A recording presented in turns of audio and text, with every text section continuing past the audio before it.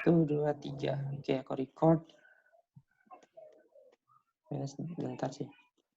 Bismillahirrahmanirrahim. Assalamualaikum warahmatullahi wabarakatuh. Waalaikumsalam. Waalaikumsalam warahmatullahi wabarakatuh. Untuk share-nya sudah kelihatan semua kan ya? Share yang PPT Sudah, saya? Pak. Sudah, Pak. Sudah, Pak. Sudah. Sudah kan ya? Nah, untuk hari ini kita akan coba untuk membahas masalah tentang IRD. Sebenarnya sih yang tadi kan aku suruh ini, teman-teman silakan download dulu, dibaca-baca dulu, baru kita diskusi. Tapi kalau misalkan ini aku bahas lagi di sekilas sih, sekilas tentang diskusi, ntar baru kalau mau tanya silakan tanya gitu kan ya.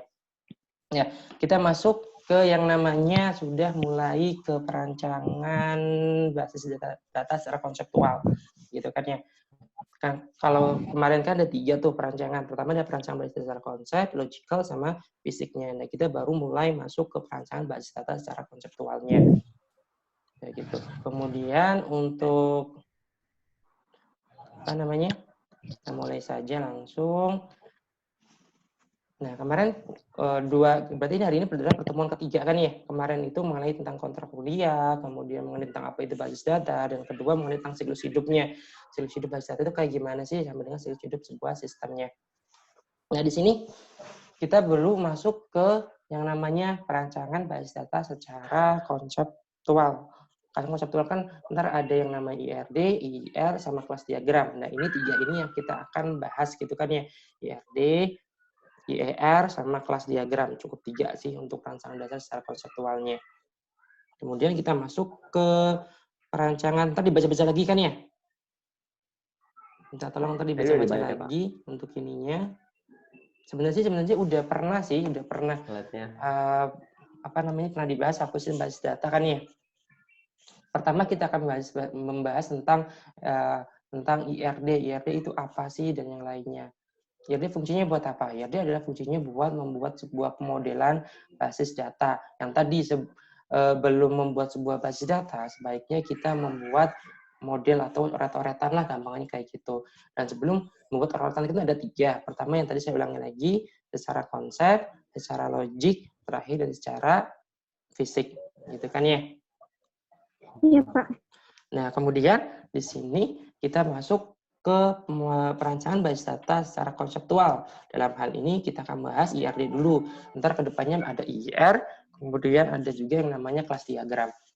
Kita masuk ke IRD. IRD kemarin udah pernah diajarkan ya? IRD waktu Sudah, Pak. Ya, udah. Udah masuk pelajaran kedua itu. Pak Bayu. Ada matahari, Bay. Ini 25 ya, 25 orang kan ya? Iya, Pak. Nggak apa-apa, sebenarnya ini biar malam aja sih. Iya, Pak. Kita langsung ke sini. Nah, definisi entity relationship diagram atau disebut nama IRD. IRD itu artinya apa? IRD adalah yang tadi, yaitu ada entity, kemudian ada relationship disertai dengan atributnya. Kita bahas dulu pertama yang masalah entity. Entity di sini itu ada 2, entity kuat atau regular dan entity lemah atau weakly entity. Atau bisa juga disebut dengan nama entity lemah dan entity kuatnya. Entity adalah merupakan himpunan objek seperti orang, benda, lokasi abstrak maupun ini teman-teman anggap udah baca aja ya. Saya hanya biar ini apa namanya? Saya hanya entity artinya apa? Kalau misalkan pengertiannya silakan teman-teman baca sendiri kan ya. Iya, Pak. Ya. Baik, Ini entity adalah sebuah objeknya. Kalau misalkan di sinetron atau film, dia itu aktornya. Itu disebut dengan nama entity. Misalkan aktor di perpustakaan, berarti siapa saja yang jadi aktor yang berperan dalam perpustakaan yang bentuknya orang ataupun benda? pengunjung. Penjaga perpustakaan, menjaga, admin. Pokoknya intinya entity itu dia bentuknya benda, kata benda, di mana itu dia menjadi aktor. Kalau di sebuah sinetron atau film, berarti dia si aktornya. Nah, itu yang disebut nama entity. Ternyata entity dibagi menjadi 2, yaitu entity reguler atau entity kuat dan entity lemah. Entity kuat adalah entity yang bisa berdiri sendiri, sedangkan entity lemah adalah entity yang tidak bisa berdiri sendiri. Contohnya apa? Kalau entity kuat, berarti misalkan di dalam perpustakaan, itu entity buku, kira-kira entity kuat atau entity lemah? Buku entity kuat, Pak. Kenapa entity kuat, Mas Fakih? Entity Karena kuat, Pak. umum. Karena umum. di perpustakaan sudah pasti ada buku. Oke. Karena sifatnya umum. Pakat, Pak. Karena buku itu mainnya Pak, apa sih? Utamanya lah ya. Ya, Sifatnya berarti tinggal umum, gini Pak. aja. Kalau misalkan mau menentukan entity kuat sama lemah, intinya gini, kalau buku tidak ada di dalam perpustakaan, kira-kira masih bisa jalan nggak sistemnya? Itu yang bisa membedakan. Buku kira-kira bisa jalan nggak kalau nggak ada? Nggak bisa. Nggak bisa, Pak. Nggak bisa, Kan Pak. utamanya- Perpustakaan harus ada buku. Kalau nggak ada buku, bukan perusahaan. Nah, berarti buku dijadikan sebagai entity Pustaka Pustaka online ya. bisa saja sih kalau misalkan dia dalam konsepnya online itu. Kan online juga harus ada buku, dalam artian ini adalah sebuah benda yang dijadikan untuk dibaca gitu kan. Nah, kalau online kan ada yang namanya PDF dan yang lainnya gitu sih, misalnya gitu. Nah, contohnya lagi itu berarti entity kuat dalam sebuah perpustakaan buku. Misalkan dalam ini deh, misalkan kita ada database laundry misalkan kan ya. Nah, kira-kira namanya, pengunjung ataupun customer itu entity kuat atau entity lemah? Customer. Pengunjung itu kuat, Pak. Kuat Pak. Kenapa kuat? Kenapa kuat, Mas Reza? Karena harus Kalau nggak ada pengunjung, siapa yang mau laundry, Pak? kalau Nggak ada yang baca buku nanti Pak. iya nggak ada yang baca buku. Laundry apa? Laundry ya? Laundry. Buku customer tadi. Oh, nggak ada yang nyuci Tadi baju Pak. customer. Nah, laundry teman-teman. Jangan Laundry terbangkrut. pengunjung mah. Laundry kok pengunjung? Customer. Itu pembeli ya? Customer itu berarti si ininya, apa teh namanya? Kalau yang disebut nama customer, berarti Yang laundryin baju. yang laundryin baju itu disebut nama customer atau pelanggannya, gitu kan ya. Tadi kira entity lemah atau entity kuat? Itu kuat. Kenapa kuat?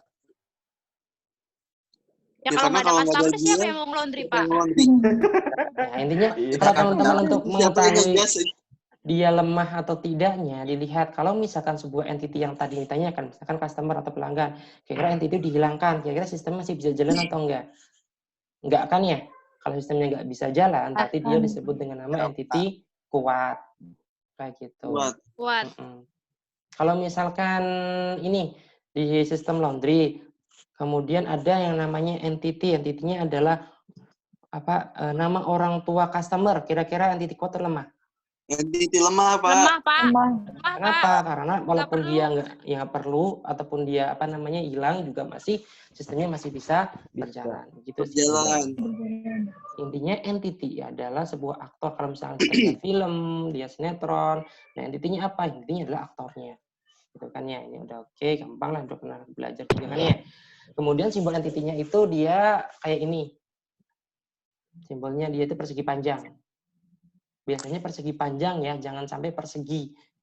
Dia simbolnya persegi panjang entity. Jangan sampai persegi, jangan sampai kotak. Siap. Kemudian entity set. Apa yang disebut dengan nama entity set itu? Entity set adalah sekumpulan entitas yang sejenis. Misalnya yang tadi, kumpulan dari beberapa orang yang ada di rumah sakit yang sedang sakit, namanya pasien. Kumpulan dari beberapa orang yang sedang mencari ilmu di sebuah universitas, namanya mahasiswa. Itu adalah kumpulan-kumpulan, namanya entity set, itu dia jamak. Gitu kan ya, itu disebut nama entity set. Oke, kita masuk ke atribut. Atribut berarti apanya? Atribut itu bagian dari entity, Pak. Iya, maksudnya apanya? Kalau misalnya dianalogikan lah. Kalau misalkan di dunia nyatakan, misalkan aktor, atau dia punya atribut, atributnya apanya? Nah, ini ada kata-katanya. Karakteristik dari entity. Intinya adalah karakter yang melekat pada sebuah entity ataupun ciri-ciri dari sebuah entity yang bisa membedakan antara entity yang satu dengan entity yang lain. Itu juga bisa disebut nama karakter. Contohnya entity mahasiswa. Atributnya apa aja? yang bisa membedakan Nim. antara satu mahasiswa dan Nama, mahasiswa yang Nim. lainnya. Nih, nama, alamat, Nama, Jenis kelamin. kelamin, tinggi kelamin. badan, berat badan. Status. lelaki atau perempuan, Pak. Nah, itu kan berarti Terus, kan Pak, namanya atribut. Intinya sesuatu yang bisa membedakan ataupun karakter yang bisa membedakan antara satu apa tadi namanya entitas dengan entitas yang lainnya. Itu yang disebut dengan nama atribut. Mungkin pernah di ini kan ya. Ya. Kemudian kita masuk ke apa namanya? Nah, ini contohnya nih. Contoh dari atributnya. Dia mahasiswa. NIM-nya atributnya apa? Ada NIM, ada nama, ada JK, ada NIM, nama, JK gitu kan ya. Itu kan yang bisa membedakan antara si mahasiswa satu dengan mahasiswa yang lainnya. Itu yang disebut dengan nama atributnya. Gampangannya kalau misalkan entitas dia adalah aktor, kalau film aktornya. Kemudian kalau atribut dia adalah sesuatu yang bisa membedakan antara si aktor satu dengan aktor yang lainnya. Berarti itu disebut nama atribut. Gitu kan ya. Kemudian jenis atribut itu macam-macam, banyak. Jenis atribut yang pertama dia itu ada yang disebut nama atribut key. Atribut key adalah atribut kunci lah. Di situ adalah primary key-nya. Atribut yang digunakan untuk membedakan data secara unik, misalkan nick, NIM, sama nomor pesertanya. Kemudian atribut simple, atributnya dia tunggal. Misalkan nama, harga, status, itu dia nama atribut. Kemudian atribut multi value, nah dia atribut yang apa? Yang bisa dipecah lagi. Ntar kalau di apa itu namanya normalisasi kan atribut multi value harus dihilangkan kan ya? Atribut multi value. Atribut komposit adalah atribut yang dapat diuraikan lagi. Misalkan yang tadi alamat, kemudian derivatif atribut turunan, misalkan umur turunan dari tanggal lahir. Itu jenis dari atribut. Kemudian atribut ini, atribut simple, atribut kan biasanya dia disimbolkan dengan ini kan ya. Kayak bulat lah, kayak lonjong gitu. Nah, ini tipe dari atribut. Kalau atribut kunci, dia contohnya ini. Ini contoh dari atribut kunci. Maksudnya ada garis di bawahnya. Kemudian kalau atribut simple, dia cuma cukup kayak gini saja. Kemudian untuk atribut derivatif, nah derivatif dia putus-putus. Umur didapat dari apa? Umur didapat dari tahun ini dikurangi dengan tanggal lahir atau tahun lahir, maka didapat umur. Itu disebut dengan nama derivatif. Sampai sini saya menanyakan mengenai tentang atribut.